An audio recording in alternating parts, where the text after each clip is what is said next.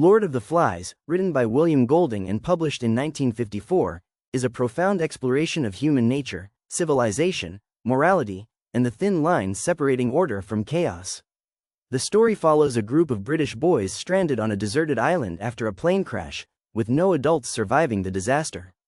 Alone, the boys must learn to survive, govern themselves, and face the darker sides of their own instincts. The novel begins with the boys gathering after the crash. Among them, Ralph emerges as a natural leader. He is intelligent, calm, and possesses a sense of fairness. During their first meetings, he emphasizes the importance of creating rules, building shelters, and maintaining a signal fire to attract rescuers. Ralph represents order, democracy, and civilization. However, not all boys share his vision. Jack, one of the older boys, is ambitious, passionate, and aggressive. He quickly challenges Ralph's leadership, emphasizing hunting, power, and freedom from rules. Jack symbolizes savagery, primal instincts, and the human desire for dominance. From the very beginning, a tension forms between Ralph's structured society and Jack's inclination toward chaos. The boys attempt to establish a functioning society. They assign roles. Some gather food, others tend the fire, and all participate in meetings where decisions are made collectively. They create the conch shell as a symbol of authority and order. Whoever holds the conch has the right to speak, and the group initially respects it. This represents the fragile structures of democracy and cooperation. Despite these efforts, fear begins to seep into the group. The boys imagine a terrifying creature, the beast, inhabiting the island. The beast becomes a symbol of the primal fear and inherent evil within each boy. Even though it is imaginary, the fear it inspires drives many of their actions. Jack manipulates this fear to gain followers, promising protection and excitement. Slowly, more boys are drawn to Jack's hunters, creating a divide in the group. As the boys spend more time on the island, their connection to civilization weakens. They abandon basic hygiene, their shelters fall into disrepair, and violence becomes normalized. The island transforms into a space of ritual, hunting, and power struggles. Jack's tribe indulges in wild dances, painted faces, and ceremonial killings, embracing their primal instincts. A turning point occurs with the death of Simon, the introspective and moral boy who understands the truth about the beast.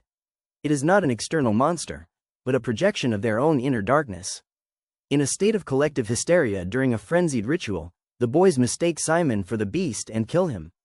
His death symbolizes the complete loss of innocence and the overwhelming power of groupthink over reason.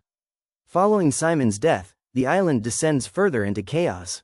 Piggy, the intellectual and rational figure, tries to maintain order and remind the boys of their duties and the importance of the signal fire.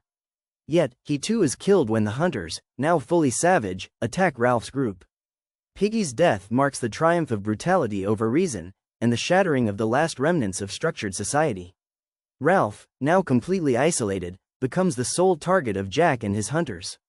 He is forced to flee into the jungle, surviving by instinct.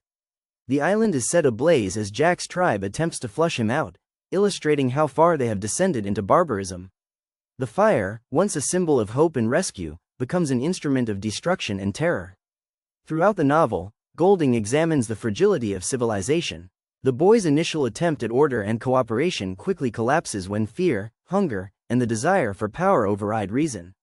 The conch, once a symbol of democratic authority, is destroyed along with Piggy, signifying the complete collapse of structured society.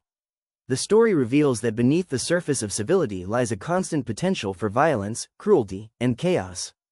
In the final moments, Ralph's life is saved by the arrival of a naval officer, who stumbles upon the island after seeing the massive fire. The officer is shocked by the state of the boys and their surroundings, expecting a group of civilized children but finding instead exhausted, traumatized, and deeply changed survivors. The boys' ordeal ends abruptly, yet the emotional and psychological consequences remain. They have been irrevocably altered by their experiences. Golding uses these events to explore profound themes: the inherent evil within humans, the fragility of social order, and the loss of innocence. The novel is not only a story about survival but also a psychological study of how individuals behave when removed from the constraints of society.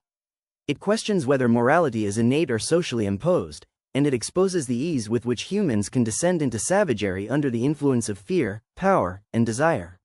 Symbolism is pervasive throughout the novel. The conch represents authority and structured civilization. The signal fire symbolizes hope, communication, and the connection to the world beyond the island. The beast embodies the darkness within human nature, while Simon represents insight, morality, and natural human goodness. The Lord of the Flies, a pig's head mounted on a stick, becomes a literal and figurative symbol of the power of evil and the presence of corruption within the boys' society. In conclusion, Lord of the Flies is a haunting exploration of human nature. It reveals the tension between civilization and savagery, reason and instinct, morality and primal impulse. Golding's portrayal of the boys' descent into violence forces readers to confront uncomfortable truths about humanity, the thin veneer of societal rules, and the darkness that resides within us all. It is a timeless and disturbing story that challenges assumptions about innocence, leadership, and the human capacity for cruelty. The novel remains profoundly relevant today, as it questions the very foundations of society and human behavior. Golding's work reminds us that fear, unchecked power, and the instinct to dominate can lead to chaos, and that the line between civilization and barbarism is fragile and easily crossed. Lord of the Flies endures as a cautionary tale and a reflection on the human condition, leaving readers with a lasting impression of the complexity and darkness of the human soul.